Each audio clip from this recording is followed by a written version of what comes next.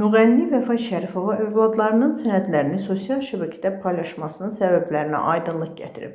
Yeni Sabahın xəbərinə görə o tarixin bir günü verilişində bildirib ki, bu addımı atmağa məcbur olub. İfaçı deyib ki, bunu bir ana üçün son dərəcə utancverici hal sayır. Mən məcbur qalıb övladlarımın sənədini paylaşdım. Bu hərəkət bir ana, bir qadın üçün çox utancvericidir. Allah heç kəsi buna məcbur etməsin. Allah qarşımıza düşmənin də həyalısını, mərdini çıxarsın. Bu, istənilən qadın üçün utancverici bir şeydir. Bəzən sosial verilişlərə baxırdım. Bəziləri DNT analizi verirdi. O qadınların yerinə o qədər utanırdım ki, məni bu vəziyyətlərə salanı Allaha tapşırmışam. Allah hər kəsin cəzasını verəcək.